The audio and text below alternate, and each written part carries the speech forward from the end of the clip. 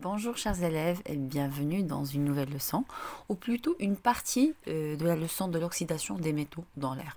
Aujourd'hui, on va attaquer juste l'oxydation du fer dans l'air. Puis après, je vais vous publier la suite de la leçon. On commence par une petite expérience de 4 tubes à essai. Chacun contient un clou. Les clous au départ, ils étaient intacts, ils n'étaient pas encore oxydés. Dans le premier tube, il y a juste un clou, bien sûr avec de l'air. Le deuxième tube contient un clou plus le sel, NaCl, le chlorure de sodium. Troisième tube fermé, mais contient au préalable de l'eau, le clou. Le quatrième contient le clou en fer, de l'eau, plus du sel. Après quelques jours, car c'est une réaction lente, on observe que les deux premiers clous n'ont pas réagi, alors que le troisième a subi une oxydation et formation de la rouille. C'est la partie orange que vous voyez au-dessus. Et le quatrième a subi une oxydation plus grande car le tube est ouvert, donc il y a un excès de dioxygène dans l'air et puis il y a le sel. Donc on conclut que la formation de la rouille n'est possible que si le fer est en contact avec le dioxygène de l'air et de l'eau. يعني أن صدأ الحديد ناتج عن وجود ثاني الأكسجين في الهواء والماء أو ما يسمى بالرطوبة أو الهواء الرطب. إذا الهواء الرطب هو ما يساهم في صدأ الحديد أو أكسدة الحديد. Alors, le fer rouille dans l'air humide, الهواء الرطب, mais la présence du chlorure de sodium, comme sel, accélère la formation de la rouille.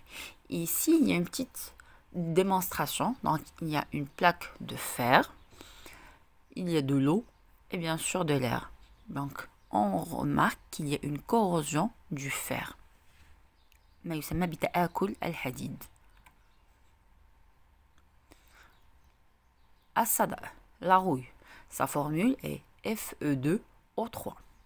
Il est constitué essentiellement d'oxyde de fer 3, appelé également oxyde ferrique ou oxyde al-hadid al-thalith.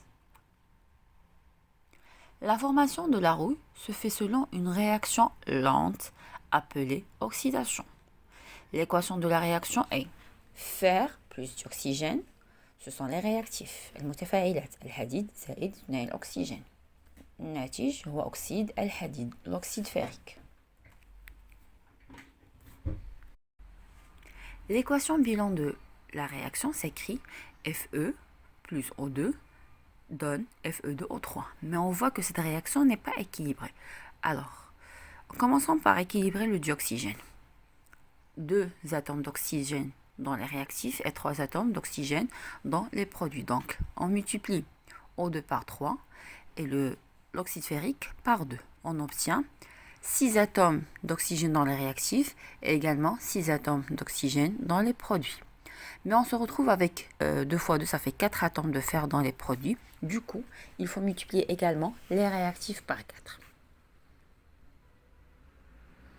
La rouille est poreuse, il contient des pores, مسامات, ce qui permet à l'air et au dioxygène d'intégrer ou d'arriver aux couches internes de fer.